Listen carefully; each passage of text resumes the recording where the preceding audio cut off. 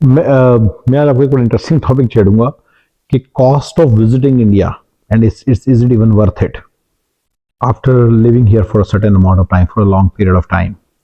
देखिए, मैं अब 40s को टच कर चुका हूँ, 40s क्रॉस कर चुका हूँ और मुझे यहाँ पे आए 20 साल से ऊपर हो गए हैं। और ये मैं अमेरिका में रहता हूँ, सैक्रामेंटो में, एज यू गाइस नो।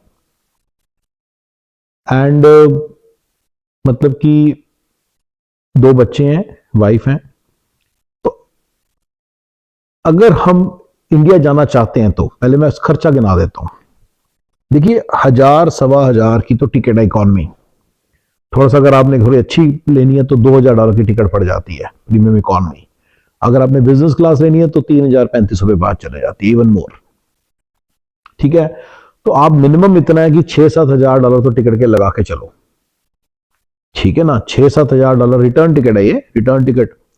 आप इससे सैन फ्रांसिस्को से टिपिकली आप यहाँ पे भी डिपेंड्स आप कहाँ रहते हो, डिपेंड्स अपॉन, बट बड़े बड़े तौर पे आप पहले मेन एयरपोर्ट भी जाते हो।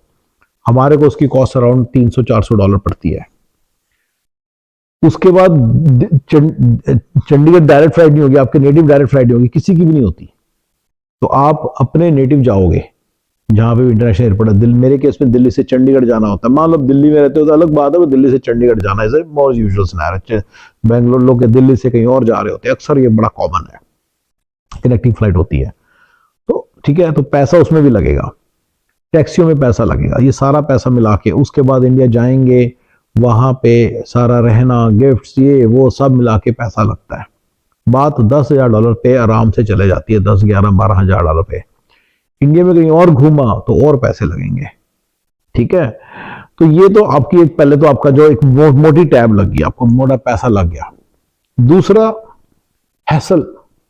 देखिए, पहले मैं यहां से जाता हूं सैन फ्रांसिस्को, मुझे 5 4 5 घंटे लग जाते हैं। देखिए, मैं ऐसा नहीं है कि सैन फ्रांसिस्को का जो सफर है 2 2 3 2 2.5 घंटे का, लेकिन मुझे बफर रखना पड़ता है, क्योंकि अगर मैं मुझे 2.5 घंटे पहले पहुंचना है तो मैं 2 घंटे का बफर रखता हूं, तो 4 घंटे पहले चलता हूं। यानी कि फ्लाइट टाइम 12 बजे है तो मैं 7 घंटे पहले चलता हूँ।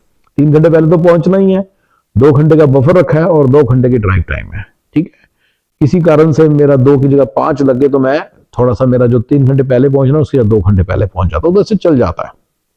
तो 7 घंटे पहले पहुंच रहे हैं।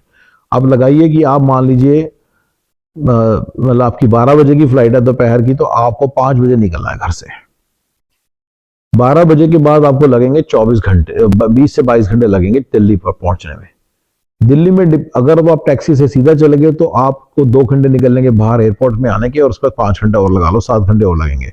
यानी कि टोटल अबाउट 20 + 7 + 7 34 घंटे लगेंगे। लोग कहते हैं 20 घंटे का सफर है, 20 घंटे का सफर है। कोई 20 घंटे का सफर नहीं है, ये कम से कम 36 35 36 घंटे का सफर है। 1.5 दिन लग जाता है इन द बेस्ट केस, अगर आपकी कनेक्टिंग फ्लाइट्स वगैरह सब प्रॉपर है। अगर आपके बीच में कहीं और एक्स्ट्रा टाइम लग रहा है, 20 के 24 घंटे लग रहे हैं, तो उस हिसाब से और लगा लो। ये कम से कम 1.5 पौने 2 घंटे का एक ऑडियल है, एक ये इशू है, ये जाने में और यही इतना आने में। तो टाइम की जो लगता है, जो 4 दिन आपके फूक जाते हैं, फिर उसके बाद जाके इंडिया जाके जेट लैग होता है, 1 या 2 दिन चलता है। फिर अमेरिका आने के बाद आपका जेट लैग होता है, जो फिर 1 2 दिन चलता है। ये सारा मिला के एक बहुत बड़ी हैसल क्रिएट होती है। 2 बच्चों के साथ, वाइफ के साथ इंडिया जाना एक बहुत बड़ा हैल है। $10,000 भी फूक दो, $10,000 भी फूकते हैं। ठीक है, मन में कहीं एक चीज होती है कि पेरेंट्स से मिल लेंगे, बस पेरेंट्स की बात है, भाइयों की बात है, बहनों की बात है, उनसे मिलने का एक शौक है तो चले जाते हैं। लेकिन मैं आपको एक बात बताना चाहता हूँ, कजन्स क्या और आपके बहुत क्लोज फ्रेंड्स हैं, उनकी बात अलग है, बट अमूमा तो जो आपके दोस्त हैं, जो आपके कोई और लोग हैं जो इतने क्लोज फ्रेंड्स नहीं है, तो क्लोजेस्ट फ्रेंड तो एक अलग बात होती है। देखो भाई, वो तो ब्रदर की तरह ही होता है, उसके बाद की बात हो रही है। उनको आपसे कोई काम नहीं है, वो सिर्फ आपसे, उनसे कोई, उनको आपसे कोई उम्मीद लगी है पैसे की, या वो उनको लगता है स्पॉन्सरशिप दे देंगे, वो ये इसलिए आपके आगे पीछे घूम रहे हैं। आप 10,000 $12,000 खर्च के 4 घंटे लगा, 4 दिन लगा के अपनी हड्डियां तोड़वा के, अब 4 दिन आप आराम नहीं कर रहे थे, सिर्फ टाइम ही लग रहा था, आपकी एनर्जी भी वेस्ट हो रही थी। आप वहां पे जाके और जेट लैग बुरे हाल करवा के, मैंने हड्डियों वाली बात पहले क्लियरली बताई कि हड्डियां भी टूट जाती हैं, थक जाता है इंसान बुरी तरह से। ठीक है ना, वहां जाके उसके बाद जाके अगर आपका मतलब आपको उनके लिए आप पोटेंशियल लीड ही हो, बस जितने लोग रियल एस्टेट वाले सारे आपके आगे पीछे घूम रहे कि जी किस रियल एस्टेट लेगा। तो ये सब जो चीजें हैं, ये सब चीजें अगर आपके आसपास हो रही हैं तो मुझे बताओ कि कहाँ बेनिफिट है आपको, क्या रीजन आपका इंडिया जाने का, मतलब ही नहीं बनता। सिर्फ और सिर्फ पेरेंट्स के लिए जा सकते हैं और ब्रदर्स के लिए जा सकते हैं, सिस्टर्स के लिए जा सकते हैं, सिबलिंग्स के लिए जा सकते हैं। तो बड़े बड़े तौर पे इंडिया जाना वर्थ नहीं रहती 10-12 साल के बाद। जिसको समझ में लगे, जिसको जितनी जल्दी समझ में आ जाए वो उतना ही स्मार्ट है, वो मेरे CSF को फॉलो कर रहा है।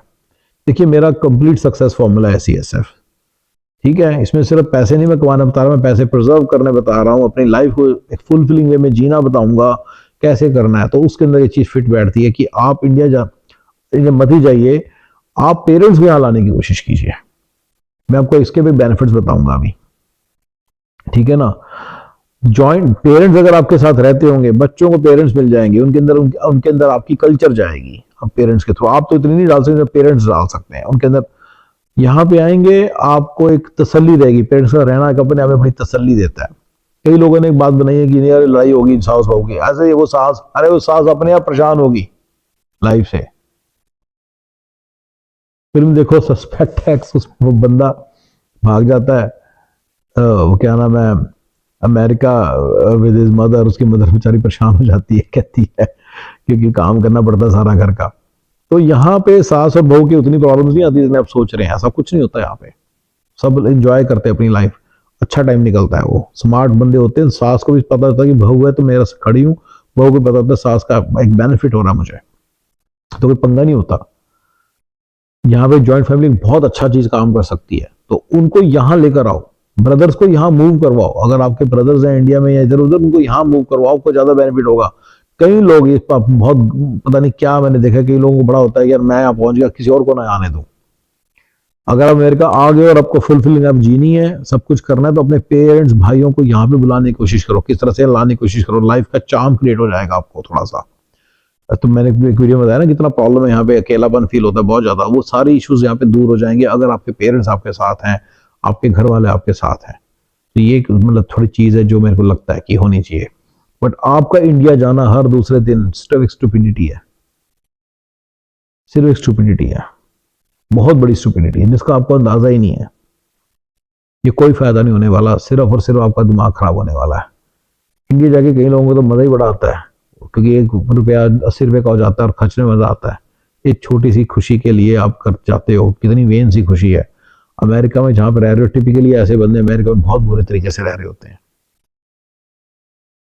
तो क्या फायदा ऐसे करने का, ठीक है ना। वो तो 1 महीना है, 2 साल के बाद। तो एनीवे, तो बेसिकली जब एक बार बंदा अमेरिका आ जाता है, उसका इंडिया जाना बहुत मुश्किल है, उसको जाना भी नहीं चाहिए। It's not worth it to go to India and visit India and spend all this money and time and effort and energy and then get nothing in return, ठीक है। तो अब बंदे कहते हैं पेरेंट्स से कैसे, मेरा तो यही आंसर है कि आप पेरेंट्स को यहाँ बुलाओ। जो बंदा जितनी जल्दी यहाँ बुला लेगा अपने पेरेंट्स को, यहाँ पे बुला लेगा और उनके हिसाब से, पेरेंट्स के हिसाब से चले गया। यानी कि मैं बताता हूँ, एग्जाम्पल देता हूँ, जब घर लिया जैसे वीरान इलाके मत लो, फिर ऐसी जगह लो जहाँ पे पेरेंट्स पैदल चल के कहीं पे जा सके, जहाँ 4 लोग उनको दिख जाए, ठीक है ना, आसपास लोग रहते हो और भी देसीज, तो उससे थोड़ा सा अच्छा रहता है। आपको आपकी पसंद है देसियों के बीच में रहना, बट अगर आपके पेरेंट्स आपके साथ रहते हैं तो देसियों के बीच में रहो। छोटे मोटे गेट टुगेदर्स करते रहो, जिनके पेरेंट्स यहाँ पे आए हुए उनके साथ। तो ऐसी चीजें करने से पेरेंट्स का थोड़ा दिल लगा रहता है और आपके साथ आपको एक खुशी, आपकी लाइफ में खुशी रहेगी और आपके बच्चों की लाइफ में एक कल्चर रहेगी, ठीक है गाइस। ऑलराइट।